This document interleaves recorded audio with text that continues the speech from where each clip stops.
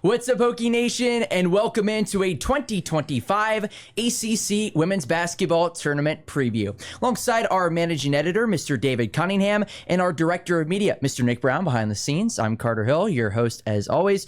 David got a little bit of a mini podcast today. The ACC Women's Tournament starts tomorrow, and I am so looking forward to getting down to Greensboro and getting into the snack machine. The free popcorn. I am fired up for this week in Greensboro. I'm fired up too. I just know every single time I'm going to be sitting on press row watching the game, I'm going to look over and Carter's going to have a new bag of popcorn. I will say, so Nick knows this too. The Greensboro Coliseum popcorn, First Horizon Coliseum popcorn now. I'm not calling it First Horizon Coliseum. Did you see the time lapse of them putting the floor on? It still says Greensboro Coliseum. So, but the popcorn is tremendous. So, yeah, Virginia Tech gets underway on Thursday, 1:30 in the second round. They are the 8th seed in the ACC Tournament. Georgia Tech is the opponent. They are the 9 seed. Let me pose this way. A lot of people view it as this, that Virginia Tech right now has like a 50-50 chance to go to the NCAA Tournament. They win the game, it's probably favorable. They lose, they're done, but it still will be a toss-up either way. How do you view this week for the Hokies, and is it as simple as if the Hokies win, they're likely going to get in? I don't know if it's as simple. I think if Virginia Tech beats Georgia Tech on Thursday, the Hokies will have I would say, a very good shot to be in the tournament. What's going to have to happen is it's going to take some time for everything else to play out. If you look at the bubble right now, it's like 6 Big Ten teams, like 2 or 3 Ivy League teams, Virginia Tech, I think Arizona is right behind the Hokies, and then kind of a smattering of other teams. You got to let the Big Ten teams kind of eat themselves up. Their tournament starts, I believe, on Wednesday as well. And some of those teams, like Minnesota and Washington, are 2 teams on the bubble. They're going to play each other. In the Ivy League, Harvard and Princeton are both on the bubble. Only one of those teams, and that's not even including Columbia, who is listed as the automatic qualifier right now, is going to win that conference tournament. So there are going to be some teams that beat each other up. What Virginia Tech has to be in position to do is capitalize on it. That means beating Georgia Tech. I think this is a really good opportunity for the Hokies. They play a Georgia Tech team that's lost 4 straight games.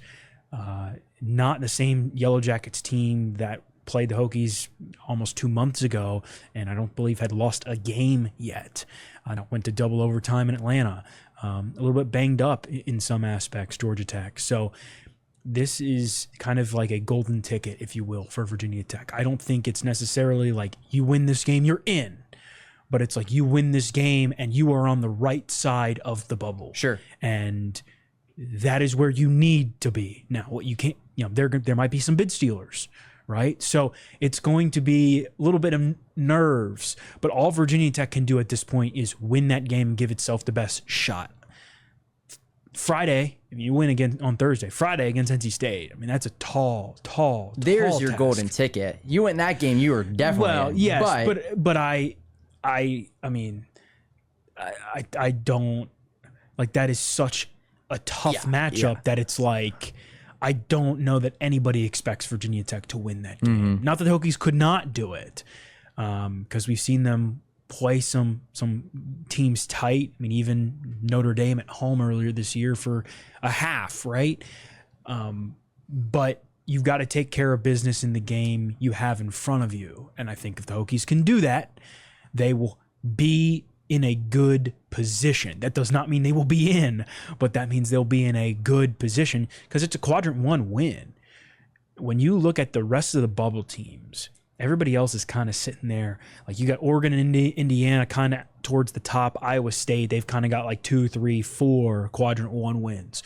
Virginia Tech only has 1. That's against Georgia Tech. You beat Georgia Tech again, that's 2.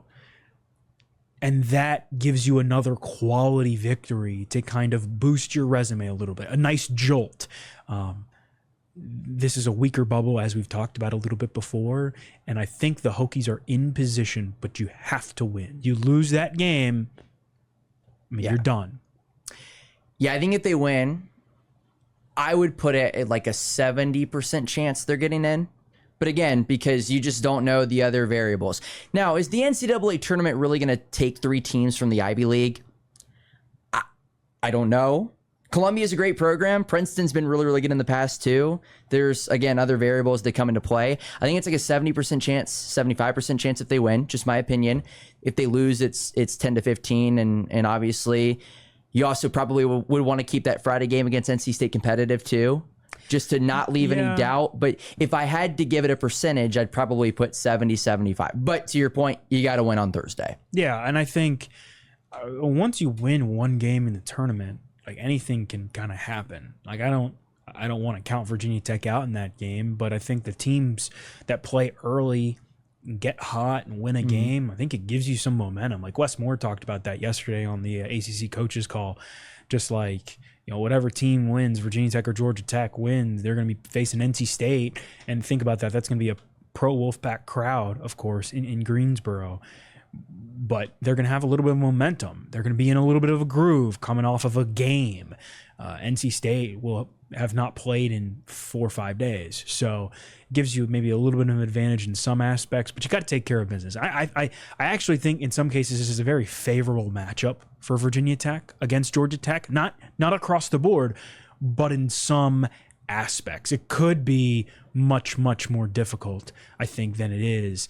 And just think about this for a sec. Virginia Tech is the number 8 seed, finished 8th, tied for 8th in the ACC, 9-9, Megan Duffy's first year, and we're sitting here talking about Hokies came into the final week of the regular season and are here in tournament week, and they have an opportunity to punch their ticket to the tournament. Yeah. You can't really ask for much more than that in year one under a new coach. No, I'd agree.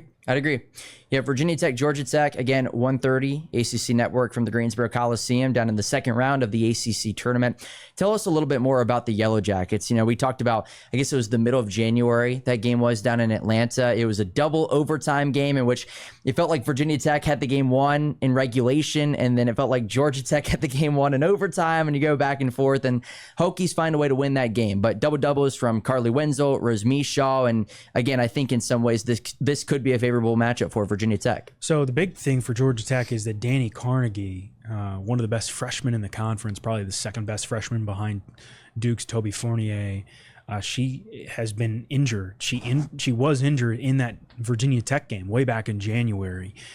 She missed, I think, 2 weeks, came back. She dropped like 28, and then has been very hit or miss since. She did not play in the Yellow Jackets season finale against Stanford. Whether or not she plays, I mean, Nell Fortner, the Georgia Tech head coach, did not have an update on her yesterday. If Georgia Tech does not have Danny Carnegie, that is kind of a game changer in some aspects. Now, Georgia Tech does have Tony Morgan and Kara Dunn, and I did some research yesterday. They went off for a combined 61 points in that game in Atlanta earlier this year.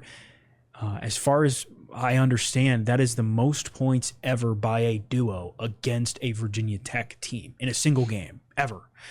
Ties 2 players that went off for 61 against Tech from VCU back in 1987, and it's only the second time ever third time ever that 2 opposing players have each scored 28 plus against the Hokies in a single game. So think about that for a sec, right? That is a really, really good duo you're facing. They get downhill and get downhill and get downhill. Virginia Tech is going to have to be sound defensively. And Georgia Tech has some weapons elsewhere, but this is kind of like a 2 or 3 man show for the most part, in Dunn and Morgan and Carnegie when she plays. Again, they have some weapons, but I think Virginia Tech, when Tech is on, is more balanced across the board, not just reliant on 2 or 3 players. The key for the Hokies, they're going to have to play really good defense. They're going to have to be sound on that end of the floor and try to keep Georgia Tech out of the driving lanes. But then it's going to take a group effort. And I look at some of the players like Carly Wenzel Mackenzie Nelson and Rose Mishaw have been really, really good lately. Karis Baker's been really good. I think Matilda Eck, she's been a little bit quiet in terms of scoring, but has done a lot of things well. But I think in this game, it's going to take, you're going to have to get some big contributions from Lonnie White. You're going to have to get some big contributions from Cale Peterson. It's going to have to be a group effort if the Hokies want to win this game. And if Rose Mishaw can stay out of foul trouble, the more the merrier, kind of.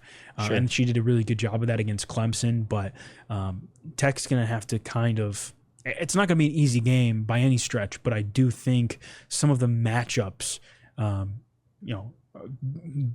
in favor of Virginia Tech a little bit. And this is a Tech team that I think is firing on all cylinders a little bit right now offensively. Mm-hmm. It's that defense, I think, that is like, okay, you can't, they're going to have to be more sound there than they have been last couple games, especially late in games. To your point, Georgia Tech has lost 4 in a row. They've lost 5 of 6 too. Now, you look at who they've played. They lost to Clemson, beat Wake Forest, but then in the last 4, you lose to NC State, Florida State in a close game, at Cal, and then at Stanford. So, yeah, it doesn't feel like they're playing their best basketball right now, which is not what you want to see if you're a Georgia Tech fan. But again, quite the opportunity this Thursday in Greensboro. So, with that being said, what is coming up on TechSideline.com the rest of the week on the basketball front with the men playing 4 hours against North Carolina, and then the women obviously are at the ACC Tournament. Yeah, you and I will both be down in Greensboro. Megan Duffy, Tech has shoot around tomorrow morning, Wednesday morning, around 9, I think. Megan Duffy will not speak to the media then, but she did talk to the media yesterday on the ACC coaches call. So I'll have a story tomorrow. Okay. I'll probably write it in Greensboro since they don't play until Thursday. Just kind of previewing the Yellow Jackets and what's coming up, and very, very interested just to kind of get a sense of where the Hokies are at mentally coming into this one. I think you saw them play with some urgency and desperation in that Clemson game late when it mattered. You have to have that urgency and desperation coming into this one from the jump. Like, this game matters. Your season is on the line. Virginia Tech will play in the WBIT if it doesn't make the NCAA tournament, but you're so close. You're so close. Yeah, you got to win it, and I think in some ways this is a good matchup. Curious to see how it plays out. We'll have coverage all week long from Greensboro and some men's basketball coverage, and of course next week we'll be down in Charlotte at the men's tournament. Mm-hmm. Yeah, right now Virginia Tech will be playing Georgia Tech on the men's side too in the 8-9 games. So a lot of the Hokies and Yellow Jackets. Nick, is there anything you'd like to add on the? There's potentially a special guest on the podcast this week, and then baseball, softball stuff too. I know we haven't done stuff in a while, so I wanted to chime you in. I'm just audio right now, but yes, we're trying to get Matt Moore, the new offensive line coach, in the studio. That'll be Thursday, so 2 days.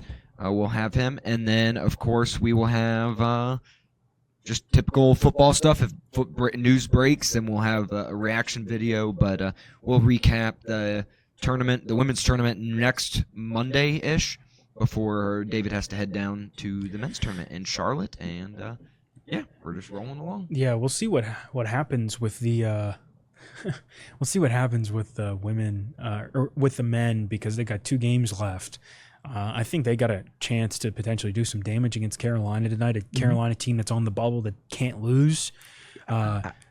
What? I just was gonna say, as a non-biased member of the media, it'd be kind of funny if Virginia Tech ended North Carolina's chances to get to the tournament. Well, tonight, you say that, but if Carolina beats Duke on Saturday, so Carolina's in a very similar position to Virginia Tech a little bit on the women's side, where can't really afford to slip up here.